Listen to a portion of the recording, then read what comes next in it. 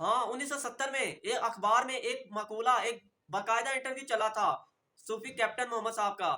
انہوں نے لکھا تھا کہ 1965 کی جنگ کے دوران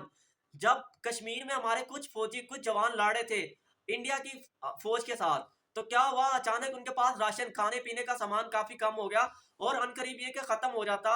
اور وہ نڈھالی سے، بھوک سے اپنے آپ کو، اپنے حوصلے پست کر بیٹھتے. تو ادھر کی جو کمانڈ جو کر رہا تھا اس فوج کو، اس بیس کو، اس یونٹ کو، اس نے فون کیا، اور فون کرنے کے بعد کہا کہ ہمیں فوری راشن کی ضرورت ہے، کیونکہ ہمارے پاس جو راشن ہے بس چند گھنٹے کا باقی بچا ہے. تو پھر یہ کام کیونکہ پہاڑی علاقہ کشمیر کا تھا، اس پہ، اس محاذ پہ اس وقت اس سپلائی تو مشکل تھی بائی روڈ. تو پھر کیا فیصلہ ہوا کہ ایئر کے ذریعے سے، یعنی ہوائی جہازوں کے ذریعے سے، ہوا کے ذریعے سے ان کو راشن پہنچایا جائے. لیکن ہوا کے ذریعے سے، اگر ہوائی جہاز کے ذریعے سے راشن پہنچانے جاتے تو بڑا مشکل کام ہوتا. تو اس وقت کے جو ایئر چیف مارشل تھے نور خان محروم، انہوں نے خود فیصلہ کیا کہ میں خود ساتھ جاؤں گا اور میں راشن پہنچا کر آؤں گا. تو جب انہوں نے یہ آواز بلند کی نا، تو ساتھ جتنے بھی سپاہی تھے، جو چھوٹے سپاہی تھے، ان سب کے حوصلے بلند ہو گئے، اور انہوں نے نعرہ تکبیر لگاتے ہوئے انہوں نے بھی ساتھ پورے عزم کے ساتھ جانے کا فیصلہ کیا. اب کیا ہوا، وہ لکھتے ہیں کہ یہ لکھتے ہوئے میری آنکھوں میں آنسو آ گئے تھے کہ جب ہیلی کاپٹر ادھر ہواؤں میں پہنچا، فضاؤں میں پہنچا، تو اچانک سے دھند چھا گئی، اور دھند اتنی چھا گئی کہ دشمن کو ہمارا جو جہاز ہے وہ نظر نہیں آ رہا تھا. اور ہم تقریباً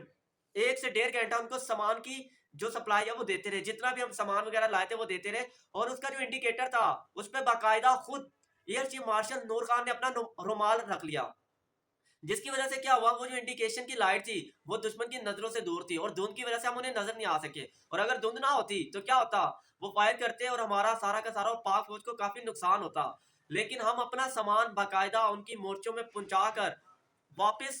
واپس خیر و عافیت کے ساتھ پہنچ گئے. اور جیسے ہی واپس گئے، سارے کے سارے جو دھند تھی وہ چھٹ گئی اسی ٹائم. تو پھر انہوں نے اپنا ایک اور واقعہ اسی طرح لکھا ہے کہ میرے ایک دوست سے صوبے دار، ان سے میں نے پوچھا کہ آپ نے اتنے سارے فوج میں نوکری کی اور باقاعدہ 1965 کی جنگ میں بھی آپ نے حصہ لیا ہے، 1965 کی جنگ آپ نے اپنے آنکھوں سے دیکھی ہے ساری، تو کوئی واقعہ سنائے.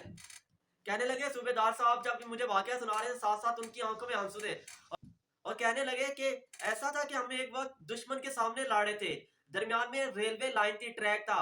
اس پار دشمن کی فوجیں تھی اور اس پار ہماری فوجیں تھی، اور لڑائی زور و شور کے ساتھ جاری تھی، اور ہمیں حکم ملا تھا کہ اتنے ٹائم کے اندر اندر اگر آپ نے ان کو شکست نہ دی تو ہم اپنا یہ سارا کا سارا یہ علاقہ بھی کھو بیٹھیں گے، اس علاقے سے بھی ہمیں پیچھے ہٹنا پڑے گا. اور کہنے لگے اس وقت میں نے اللہ سے رو رو کر دعائیں مانگی، اور اللہ سے ساتھ ساتھ دعائیں مانگ رہا تھا، یا اللہ کوئی غیبی مدد بھیج، کوئی ایسا کوئی معاملہ رحم کا فرما کہ ہم اس علاقے کو فتح کر لیں، ہم دشمن پہ قابض آ جائیں، ہم دشمن کو شکست دے دیں. تو کہنے لگے میں نے اللہ کا نام لیا، اٹھا اور فائر کیے. جب گولے مسلسل برس رہے تھے، اسی اسنا میں ایک گولا جو دشمن کے